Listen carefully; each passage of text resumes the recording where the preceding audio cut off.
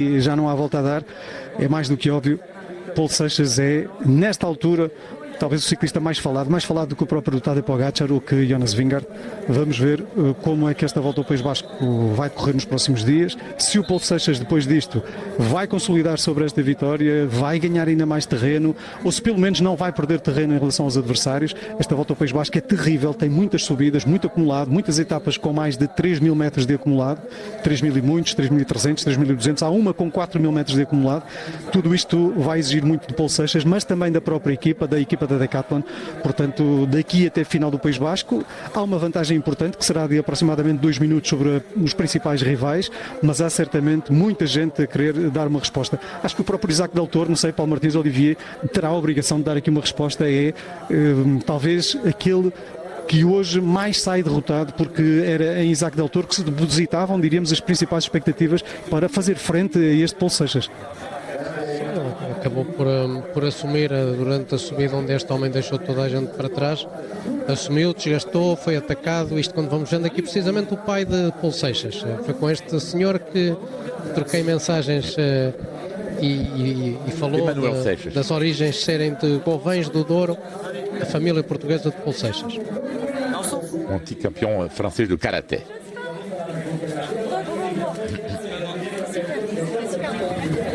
Foi um golpe de karaté. Este Paul Seixas deu hoje a toda a gente.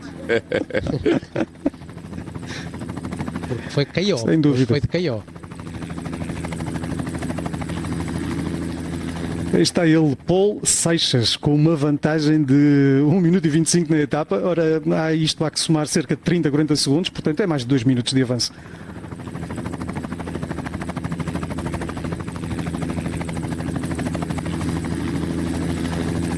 Na classificação geral é dominada por Paul Seixas. Qual é o maior risco para o Paul Seixas, Paulo?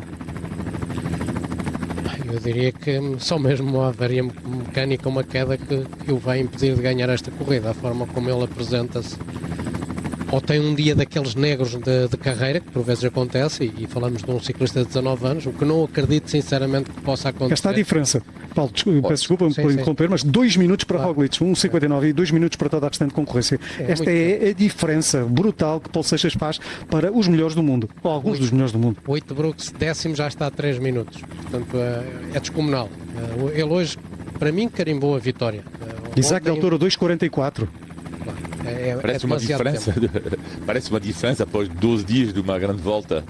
E mesmo assim, com uma grande volta onde há Pogačar, onde há Vingegaard.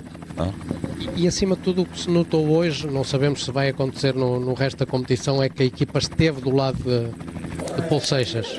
Desligaram completamente aquilo que era a geral de cada um. O Richitel ainda está ali como um ciclista que taticamente pode ser jogado numa outra situação, porque chega também ali a cerca de 2 minutos. Mas todos os outros, Biziu, Nicolas Prudhomme, Barret Panter, o Stone Mittet, foram ciclistas que deram tudo para que este homem hoje, ou este jovem menino, se assim podemos dizer com todo o respeito, ganhasse mais uma vez e acima de tudo distanciasse toda a concorrência. Ao segundo dia, e nos últimos anos, eu não sei na história toda quantos ciclistas desde o primeiro ao último dia conseguiram andar de amarelo, mas recordo-me de Alberto Contador tê-lo feito por 2 ocasiões e ganhou essas edições do princípio ao fim, sempre de amarelo. Este homem pode voltá-lo a fazer. É o grande campeão, é Paul Seixas, ganha 2 etapas consecutivas, tem uma vantagem de 2 minutos sobre toda a restante concorrência, 2 minutos ou mais, e principal candidato a ganhar a volta ao País Basco. Este é António Tiberi.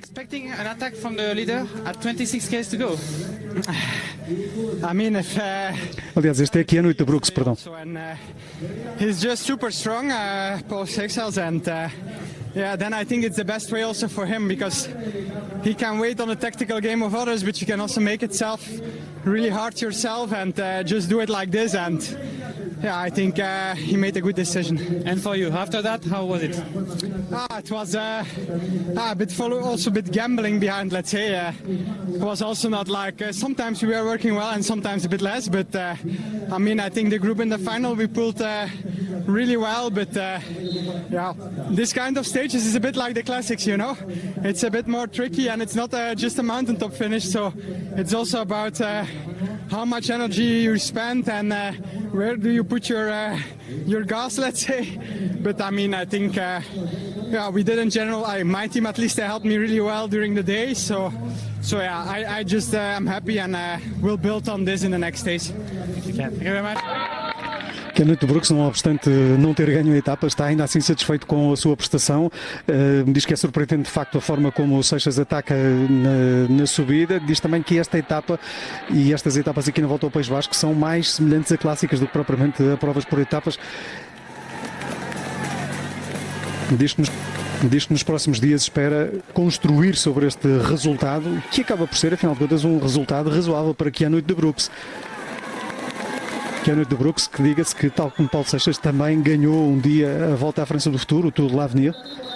Seixas ganhou no ano passado, o Brooks ganhou em 22.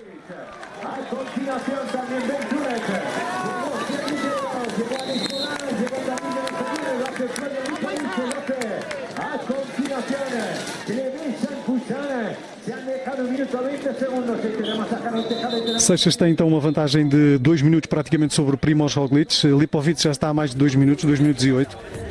Depois temos Skelmos a 2.14, Ben Tulat a 2.27, Alex Baudin a 2.31, Izagirre a 2.36, Del Toro a 2.44, o top 10 é fechado por Harold Terrada a 2.48 e por Kent Brooks já a 3 minutos e 1. Amanhã, por volta das 2h30, cá estaremos para a nova etapa da Volta ao País Basco e para vermos, afinal de contas, se Seixas vai atacar outra vez, se vai ganhar mais uma, se consegue segurar-se e quem vai dar luta a este ciclista.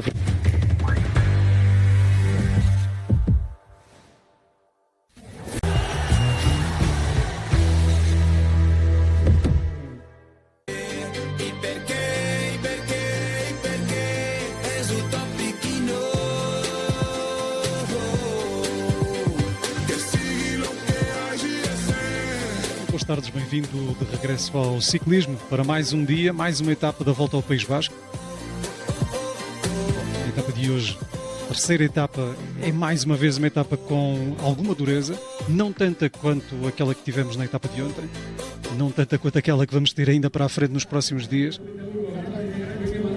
A etapa de ontem foi dominada por Paulo Seixas, ciclista francês de origem já agora portuguesa. Ele é neto de um imigrante português em França e daí o nome. Está a ser o ciclista que domina claramente esta Volta ao País Basco e vai ser muito difícil alguém retirar a putativa vitória de Paulo Seixas. Aqui está o momento em que ataca a 26 km do fim, fazendo claramente lembrar um tal de Tadej Pogačar.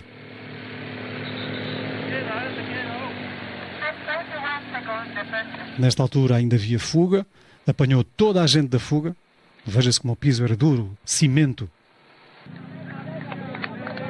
Ele diria depois que, ao fim de 2-3 minutos de ter atacado, se arrependeu. Mas depois, mais à frente, terá tido a ocasião para repensar esse arrependimento, até porque lucrou bastante, ganhou a etapa e muito provavelmente terá ganho já ontem a Volta ao País Basco. Obviamente que não há aqui coisas ganhas ao segundo dia, obviamente isto é uma corrida do World Tour, temos aqui alguns dos melhores do mundo, mas a verdade é que este é dos melhores do mundo. E não vemos quem estará ao nível deste Paulo Seixas. A equipa da Decathlon está a correr bem, está a defender, ontem estiveram muito bem, a controlar a corrida e hoje, por aquilo que já nos foi chegando de informação em relação à etapa, muito bem têm vindo a controlar também. A etapa de ontem a vantagem foi de 1.25 sobre Matthias Skelmos, o segundo classificado ontem na etapa, o ciclista que está em quarto à geral, mas já há 2 minutos e 14. Só há um ciclista a menos de 2 minutos e é por um segundinho, Primož Roglic. A etapa de hoje joga-se um pouco a sul de Bilbao. Vai haver aqui algumas subidas bem duras, nomeadamente esta segunda categoria. É uma segunda categoria que engana. Parece que é mais fácil do que aquilo que efetivamente é. Se olharmos à extensão, são 8 km, pendente média 4,9, mas a questão é que aquela segunda categoria tem de ser vista essencialmente nos últimos 3 km, onde há zonas de pendente acima dos 20%. Portanto, é uma subida duríssima, aquela subida de Bicotes ou de Gane. Estas são imagens do pelotão. Os ciclistas vão, nesta fase, ainda a fazer a subida de Barreirilha. Depois vamos ter o quilómetro Red Bull. Note-se que a vantagem para a fuga, nesta altura, é muito curta. A desvantagem, melhor me dizendo, para a fuga é muito curta, menos de 1 minuto. Vamos ver qual é a equipa que está a controlar, porque isso poderá, desde já, dizer-nos quem terá a intenção hoje de desafiar o líder da classificação geral. Mais um dia de temperaturas elevadas, 28 graus de temperatura. Os ciclistas hoje partem de uma localidade ligeiramente a sul de Bilbao e terminam novamente nessa mesma localidade, numa etapa que foi desenhada por Jochen Machin, ele que é basco. Tal como Mikel Landa, que hoje não arrancou depois da queda de ontem. Mikel Landa foi levado ao hospital, foi-lhe feita uma série de exames, fizeram-lhe radiografias, etc. E acabou por se revelar que não tem nenhuma fratura. Ainda assim, não estava em condições de alinhar hoje para a etapa e, portanto, é uma desistência. Desistência de última hora também. E desde já, boa tarde, Paulo Martins, boa tarde, Olivier. Desistência de última hora é talvez a maior desilusão e uma surpresa, obviamente, que é a desistência de Isaac Del Toro. Ninguém estava à espera. A notícia chegou há 3 ou 4 minutos. Isaac Del Toro acaba de desistir da corrida. Parecia, de facto, no contrarrelógio que não estava ao seu melhor. Ontem, mais uma vez, pareceu e hoje desiste. É um ciclista que está apontado para as clássicas das Ardenas daqui a cerca de 2 semanas. O que é que poderá, por enquanto é apenas especulação, o que é que poderá estar na origem de uma desistência assim repentina? Ontem já tínhamos indícios de uma possível desistência. Olá, boa tarde.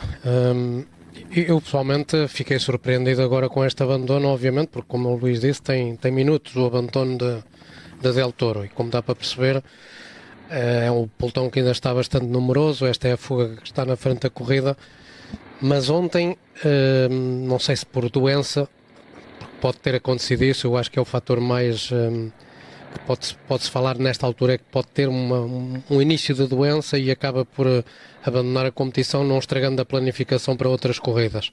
E sentindo, pelo aquilo que ontem deu para perceber, a cabeça de Del Toro queria andar e as pernas não respondiam. Foi dos que mais deu a cara para perseguir o Paulo Seixas, mas não conseguia rentabilizar aquilo que nós vimos no Gaia Tour ou no terreno Adriático, 2 corridas por etapas que ele realizou este ano e ganhou em ambas. Categoricamente diga-se, e portanto, como o Luís disse, de alguma forma acaba por ser uma desilusão, porque nós estávamos à espera de ver um Del Toro fortíssimo também nesta corrida, ganhando ou perdendo, mas que fosse dos protagonistas, e acaba por ficar fora da competição. É uma pena, porque eu acho que a corrida fica mais pobre sem Del Toro. Olivier, achas que poderá haver consequências desta desistência? Isto pode ter consequências para o futuro, para os próximos dias? Quer dizer, para os próximos dias, não para esta corrida, obviamente. Sim, e para esta corrida também. Já agora, quais as consequências da não continuidade de Del Toro para a corrida? É relevante, não é? Para já, boa tarde, e para já uma informação, que é informações que ainda não estão totalmente confirmadas, mas terá havido uma queda. Portanto, o que originou o abandono do Isaac Del Toro, há alguns sites ligados ao ciclismo que relatam isto, uma queda nesta etapa, no início da etapa. Portanto, terá originado a queda do ciclista mexicano, o que faz algum sentido, porque não, apesar de não estar eu diria, o seu nível do terreno Adriático da volta dos Emirados, mas era de facto surpreendente Isaac Del Toro abandonar. Bom, consequências para a etapa, que te parece? Para a etapa não, para a volta ao País Basco e já agora para também a temporada do próprio Del Toro. Eu não encontro aqui indicação de queda, mas tudo bem, acredito que seja... Sim. Teremos de verificar, mas há imagens agora também que comprovam isto. Principalmente a queda do Isaac Del Toro, a questão aqui que é qual é a gravidade desta queda. Nós não sabemos ainda. Segundo ponto, Isaac Del Toro não estava muito bem desde o início desta prova. Uma coisa não tem nada a ver com a outra, se houve uma queda não tem nada a ver com a outra, mas isto é um facto, e é o ciclista com o maior número de corridas, de dias de corrida, entre os favoritos, não é? Paulo Seixas tinha metade, basicamente, dos dias de corridas do início da temporada. Roglic também tinha menos, Lipovic também menos, Schial Miosa também. Portanto, de todos os ciclistas favoritos, era o ciclista ciclista com mais dias de corrida. Como é que ele vai recuperar até a prova das Ardennes? Mas depende, lá está, como digo, da gravidade da queda. E não lhe faltarão estes dias de competição para depois estar também a bom nível nas Ardenas? Essa é uma outra questão. Vamos ver também, nesta corrida em particular, que falta é que vai fazer Isaac Del Toro. O Del Toro não parecia ainda assim, independentemente da queda, e que, entretanto, já confirmámos aqui, já encontramos fotografias. Paulo, apenas aqui um parênteses, para depois já voltamos à questão Del Toro para os próximos dias e para as próximas provas. Já há fotografias e, portanto, parece ter sido uma queda coletiva, com vários elementos da equipa. Cá estão as imagens, olha, nem é preciso. Basta pedir. Sim, com homens da Vesma, com Cofidis, portanto, muita gente envolvida e particularmente a UAE, que fica com mais um ou dois, apesar da equipa estar aqui com vários elementos, mas a preocupação, obviamente, era com Del Toro. Parecia ser aquele que mais afetado tinha ficado, mas ontem já se tinha notado, não pela queda, que ontem não caiu, mas notou-se que ontem fisicamente ele não estava à altura daquilo que aconteceu naquela derradeira subida, particularmente já no acesso à meta, onde ele perde ali 20, 30 segundos em relação ao grupo onde estava inserido. Vemos ali Jochen Machin, ele que desenhou esta etapa a pedido da organização. Portanto, queda de Isaac Del Toro. E Ben Tullet, que é um homem também de geral, top 10, top 5 inclusive, é o homem que está ali ainda fora da bicicleta. Quando temos aqui imagens ainda do Del Toro que tentou, mas viria a abandonar mais tarde. Portanto, mais do que confirmado este abandono de Isaac Del Toro devido à queda. E vamos ver os estragos também do Tullet, porque a realidade é que o ciclista da Vesma estava a andar muito bem também na competição, quinto à partida da etapa de hoje. Parece-me que o facto do Del Toro ter continuado mostra que a queda não terá deixado enormes consequências, porque senão não teriam arriscado, teria abandonado logo ali, porque estamos a falar aqui de um topo de gama, estamos a falar aqui daquele que a seguir a Pogacar e a par do João Almeida serão os ciclistas mais importantes desta equipa e com maior capacidade para discutirem corridas por etapas, que é um dos grandes objetivos, e algumas de um dia também, que é um dos grandes objetivos e uma peça fundamental já agora também para Pogacar na conquista, por exemplo, da Liège-Bastogne-Liège, porque ele está apontado para participar na Liège-Bastogne-Liège a par de Tadej Pogacar, e Del Toro na Liège-Bastogne-Liège tem certamente até opções próprias, no caso de Pogacar não estar a seu melhor, nunca se sabe, mas portanto parece-me que é essencialmente algo preventivo. Sim, acima de tudo porque ele terá batido com a anca do lado direito e isso afetou-lhe a parte da articulação também do joelho, porque é ali que se nota que há mais preocupação nestas imagens que vamos tendo e como o Luís disse, ele vai estar ao lado do Pogacar na Liège, mas ia ser líder na Amstel e na Flash Wallonne, particularmente Flash Wallonne, onde vai ter um embate, ou esperemos nós, com Paul Seixas, que também lá vai estar na Flash Wallonne. Vamos ver como correm as coisas daqui para a frente, a recuperação de Isaac Del Toro, mas de facto aquilo que é mais avisado é retirar o ciclista de prova. Se ele estivesse eventualmente em discussão direta, e se estivéssemos por hipótese na última etapa, se estivesse na discussão direta pela vitória, não está muito atrasado, faz mais sentido efetivamente isto e parece que realmente está ali com dores no joelho direito. Ele não consegue ter de alguma forma fazer pressão no lado direito do corpo, na perna direita. E não há qualquer insistência por parte de Machin. É mais uma questão de verificar se estás bem, se não estás. Vamos embora. O próprio Machin, ao pôr-lhe as mãos nas costas, já lhe está a dizer: vamos para o carro, vamos embora, esquece lá isto. Sim, é um pouco a imagem daquilo que não tivemos as imagens, mas certamente que terá acontecido com Mikel Landa, que terminou ontem a etapa depois da queda e que até nós pensávamos na altura que tinha sido logo o abandono e ele viria a terminar a mais de 14 minutos do Seixas e hoje já não partiu para precaver de alguma forma a participação em outras corridas que vai ter. Landa está apontado para a volta à Itália, até ver.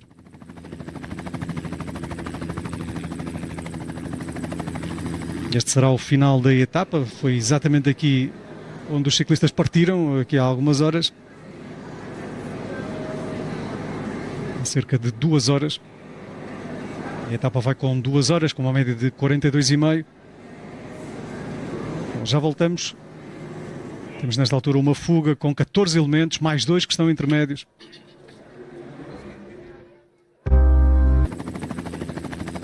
A fuga tem 2 minutos de avanço sobre a equipa da Decathlon. Note-se que é a equipa da Decathlon que nesta altura trabalha na perseguição à frente da corrida. Não tem auxílio. A certa altura tivemos a Red Bull a dar uma mãozinha.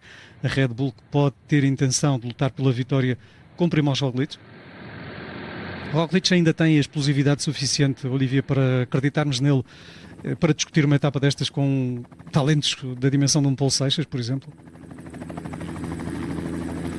Sim, eu acho que sim, para uma etapa, diria como hoje, por exemplo, da etapa também de sábado, eu acho que Primož Roglič tem boas hipóteses. Portanto, exceto se Paulo Seixas quer andar a ganhar todas as etapas, mas eu diria que há etapas como hoje, que é mais sobe e desce, eu diria que eu espero mais de Paulo Seixas em relação ao Roglič amanhã e depois de amanhã. Mas eu acho que uma etapa como hoje diz respeito muito a um ciclista como o Primož Roglič. Vamos ouvir, entretanto, Paulo Seixas. You made a great performance again in Etruria yesterday. What's the plan? The hat trick? The trick today is a different stage, different profile, and today we are gonna see how it goes and how the other teams want to manage also. Would you like the breakaway to work or just to control the race? I think we're gonna start to control the race, and then we'll see if other teams are really ambitious to win this stage, and if not, we'll let a bigger gap than yesterday. Is it the Etruria decided? It's never decided until it's over. Okay, good luck. Paulo Seixas já fala como patrão e diz: nós controlaremos se houver outras equipas interessadas em controlar, senão vamos dar uma margem maior à fuga do que demos ontem. Ponto final. Já está decidida a corrida, nunca está decidida até ter terminado. Portanto, Paulo Seixas não precisa de muitas palavras para dizer tudo. Está mais do que esclarecido aquilo que pensa em relação à etapa de hoje, em relação aos próximos dias. A verdade é que a Decathlon está a controlar e está a dar uma margem de 2 minutos. Podiam dar mais se não tivessem interesse nenhum. Tiveram a certa altura, Paulo, ali uma ajudinha breve por parte da Red Bull, mas agora nesta altura parece-me que é novamente apenas a Decathlon. Fico sem certeza, vamos esperar uma imagem mais aproximada. Cofidis com Izagirre a andar tão bem pode ser uma hipótese. Sim, é uma equipa que pode ter essa ambição no dia de hoje para tentar discutir a corrida, não só com Izagirre, Aramburu, é outro ciclista que se adapta muito bem a este tipo de chegadas, e parece-me que a equipa francesa há pouco também tinha ali, juntamente com um homem da Red Bull, uma aliança com a equipa da Decathlon. Mas ficou por confirmar porque as imagens também não foram muito nítidas na frente do pelotão. Temos de concluir em relação àquilo que... Deixa-me só concluir em relação àquilo que foi a notícia logo de entrada, o abandono de Isaac Del Toro, e a pergunta é em que medida, e porque acabámos por não esclarecer isto, em que medida é que este abandono vai modificar a corrida? Ou seja, a UAE é sempre uma força. Nesta altura a UAE, por exemplo, tem um ciclista em fuga. Já tinha tido o Marco Soler a tentar entrar em fuga. Em que medida é que o facto do líder da equipa ter abandonado, Isaac Del Toro, em que medida é que isto acaba por interferir, lá está, com o próprio controle da corrida, por parte, por exemplo, da equipa da Decathlon? Se calhar hoje, com Isaac Del Toro ainda a correr, se calhar a UAE não colocava um homem na fuga, nunca se sabe, e pelo menos iria tentar controlar para levar, quem sabe, o Isaac Del Toro a tentar ganhar a etapa. Agora, não o tendo, fica diferente. Este é um ponto de vista. Por outro lado, em termos de corrida do próprio Isaac Del Toro, bom, isso já falámos, mas neste particular, a ausência do líder da UAE pode levar a que tenhamos uma corrida diferente até para as outras equipas? Será menos uma equipa a controlar? É menos uma equipa a controlar e menos uma equipa a atacar, de alguma forma, se quisermos ver das duas formas. E isso acaba por abrir, de alguma forma, a perspectiva de outras equipas assumirem uma candidatura maior a um top 5 ou um top 3, porque o Del Toro era 8º, mas ninguém nos pode agora garantir que ele não viesse a subir na geral nos próximos dias e estar no pódio final da competição. Portanto, à partida, se nós não soubéssemos que Del Toro ontem não tinha estado exímio como aconteceu no UAE e no terreno adriático, eu diria que com este abandono agora oficializado do mexicano, à partida haveriam outras equipas que pensariam: ok, temos aqui uma excelente oportunidade de fechar pódio na competição, e eu acho que nesse campo, mesmo com o rendimento a não ser o melhor nos 2 dias anteriores do mexicano, a perspectiva do abandono obviamente faz com que haja outras equipas a pensar nesses lugares mais altos do pódio. Também teria sido interessante isto, numa altura em que vemos Paulo Seixas a vir à parte de trás do pelotão, a pedir aqui a assistência do carro. Também poderia ter sido interessante para conhecermos um outro ponto de vista de Isaac Del Toro em relação às corridas. Isaac Del Toro, com o atraso que tinha à partida, 2,44 para Paulo Seixas, para o segundo lugar tinha 45 segundos. Será que íamos ver um Isaac Del Toro a tentar chegar ao segundo lugar? Porque normalmente Isaac Del Toro, quando corre, ou corre para ajudar o outro companheiro de equipa, nomeadamente Tadej Pogačar, por exemplo, ou corre com o objetivo de ganhar. Não temos tido o Isaac Del Toro a correr de outra forma. Correr para ter o objetivo de segundo lugar seria uma novidade.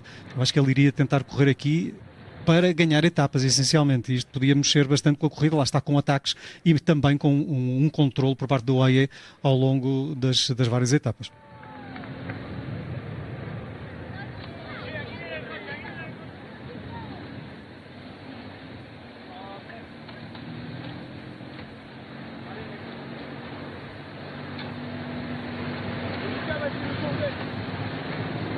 Primož Roglič na classificação geral é segundo a 1,59. Florian Lipovic, também da Red Bull Bora, é terceiro a 2,08. Poderá esta Red Bull, com estes dois ciclistas, ainda tentar animar a classificação geral? Lá iremos. Olivier, ias falar sobre, acredito, o impacto da vitória ontem, mais uma, mas uma vitória categórica por parte deste ciclista, que agora encosta porque terá aqui um problema qualquer mecânico. Ele vai trocar de bicicleta, porque ele já estava a tirar o GPS da bicicleta e sinal que vai haver troca. Qual foi o impacto, Olivier, em termos de notícias, nomeadamente em França? Esta manhã, ontem havia, hoje aliás, o Paris Saint-Germain que joga na Liga dos Campeões contra o Liverpool. Ontem havia o jogo também da Champions, e nomeadamente para os franceses, o jogo de Mbappé no Real Madrid, com perdeu contra o Bayern de Munique. E pensei, bom, olha, o Paris Saint-Germain-Liverpool vai fazer a manchete do jornal L'Équipe. Mais não. E não. A volta ao País Basco que faz a manchete da equipe. Eu acho que não me recordo a volta ao País Basco ter feito a manchete do jornal L'Équipe, digo já. E depois, o que é que a manchete é Seixas, fotografia gigante, na linhagem dos campeões. Bom. E depois o que é que eu pensei? Oh, deixa-me ver, por acaso, o que descreveu l'Équipe na volta ao País Basco de 2018. E porquê? Porque foi a última vez que o francês ganhou as duas primeiras etapas. Foi Alaphilippe. E apostei, olha, vou apostar que o Alaphilippe não fez a manchete na altura. Porque para mim não é a mesma coisa, Alaphilippe e Seixas. E olha, bingo. Alaphilippe, francês, não fez a manchete, foi Cristiano Ronaldo que fez a manchete neste dia. Por causa do seu gol de antologia contra o Real Madrid. Lembram-se, ele estava na Juve, marca um gol extraordinário. E de facto foi Cristiano Ronaldo que fez a manchete e não foi Alaphilippe. Estamos a ver a diferença que é com Paul Seixas, não é?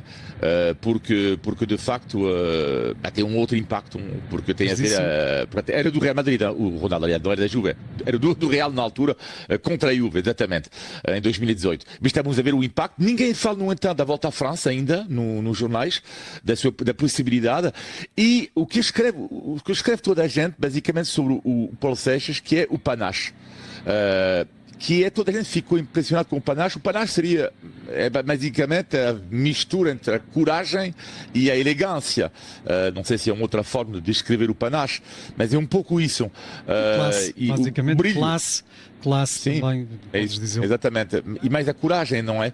E portanto toda a gente ficou completamente surpreendido, abismado com a forma como ganhou Paul Seixas. Portanto, de facto, foi impressionante. E só um pequeno ponto engraçado também achei, só para vos dizer que em França, ontem eu vi o pai do Seixas que chamava o filho Polo. Em França, qualquer pessoa que se chame, sei lá, Paul, por exemplo, ou Pierre, Paul é um nome super conhecido. Ninguém chama de Paul no dia a dia. Toda a gente é Polo. Portanto, na estrada, não é? É por isso que na estrada muitos adeptos, quando vão passar o Paul Seixas, não dizem Paul, allez Paul. Não. É sempre Polo. Pierre, Pierrot, Paul, Polo. Olivia, uma outra questão. Qual foi, recorda-me, o ano em que o Alaphilippe ganhou as duas primeiras etapas? 2018, 2018. Portanto, antes ainda do fenómeno Pogačar. E vamos para o intervalo e a seguir já falamos deste facto, porque isso pode mudar também a abordagem e a forma como se vê este triunfo agora de Paul Seixas.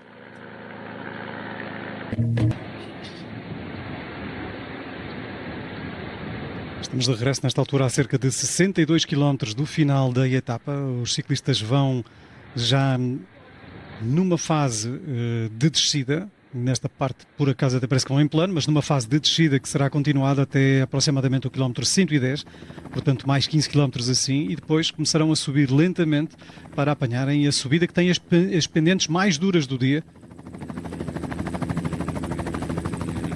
É uma subida que, olhando de relance, tem 8 km a 4.9, mas olhando ao detalhe tem os últimos 3 dos 8 km super duros, com zonas a mais de 20%, com tramos longos de centenas de metros a 10, 12, 15%. É, portanto, uma subida muito dura e que antecede uma terceira categoria, que será a última contagem de montanha do dia. Ou seja, eles sobem essa segunda categoria, descem durante 6 ou 7 km, apanham uma segunda categoria e depois o objetivo seguinte será já a meta.